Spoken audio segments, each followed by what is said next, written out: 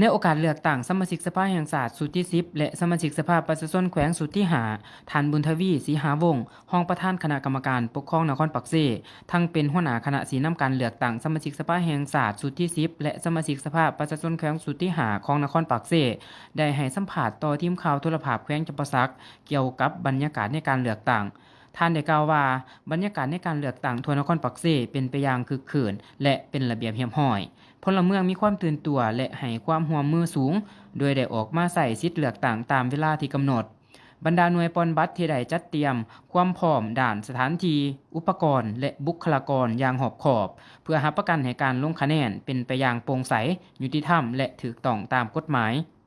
นอกนั้นคณะสีนำการเลือกตั้งนครปักเซยังได้ลงกวดกาและสีนำอย่างใกล้ชิดในทุกหน่วยปอนบัตรเพื่อแก้ไขปัญหาที่อาจจะเกิดขึ้นในทันเวลาจากการติดตามโดยรวมการเลือกตั้งในครั้งนี้ดำเนินไปโดยความสะดวกและปลอดภัย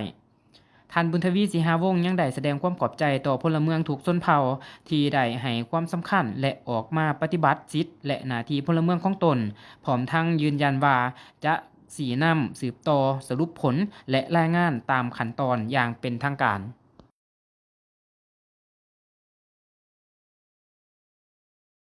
สวัสดีเนาะข้าพเจ้าแนะนำหัวหน้าคณะรับผิดชอบหน่วยปฏิบัติเลือกตั้ง10บ้านเทศบาลของนครปักเซ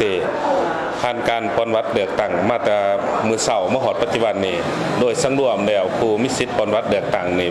ก็5,000 กว่าคนแต่มาฮอดปัจจุบันนี้โดยเฉลี่ยได้อยู่ 70% ในทั่ว10บ้าน10หน่วยปฏิบัติแต่เป็น10บ้านนี่มีอยู่11หน่วยปฏิบัติจ้ะ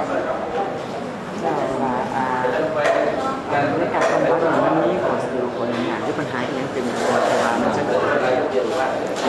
ในปัจจุบันนี้โดยพื้นฐานเนี่ยก็ข้อสะดวกก็มีหลายอย่างเนาะเพราะว่าทางพวกเขาหันมีทั้งหน่วยโฆษณาของนครปักเซและก็หน่วยโฆษณาของบ้านที่ได้โฆษณาอย่างกว้างๆตัวถึง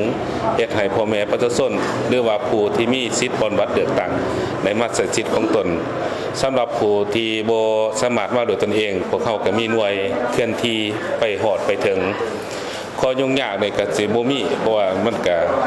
ปัจจุบันนี้มันเครื่องมือทันสมัยแล้วส่วนหลายประชาชนพ่อแม่พวกเขาก็รับผู้ที่มีสิทธิ์รับผู้ลงสมัครเลือกตั้งอย่างกว้างๆแล้วเนาะซึ่งเราการบำบัดครั้งนี้นะเขามีมาตรการความปลอดภัยในสำหรับมาตรการความปลอดภัยโดยทั่วไปแล้วพวกเขาก็ยิงใส่แจ้งการอันร่วมของแขวงของนครเร่งใส่ให้บรรดาปกส.ปกส.ที่ประจำอยู่แต่ละบ้านแต่ก็คือกองร้อนบาทสมทบกับกำลังของกองร้อนของเจ้าหน้าที่ปกส.นครเฮา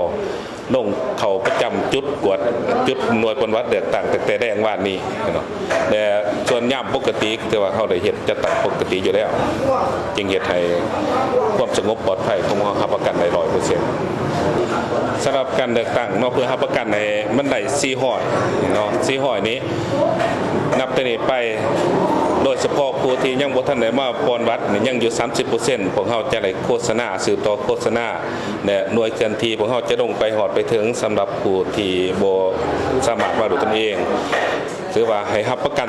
400% ผู้ที่มีสิทธิ์ปอนบัตรเลือกตั้งก็ให้มาได้ใส่สิทธิ์ของตน 100% ผู้ที่มีสิทธิ์แล้วก็ต้องได้นำเอาผู้เกี่ยวมาใส่สิทธิ์ของตนได้ 100% แล้วก็สามารถรักษาความสงบปลอดภัย 100%ถึงบัตรตายแล้วก็บ่ให้มี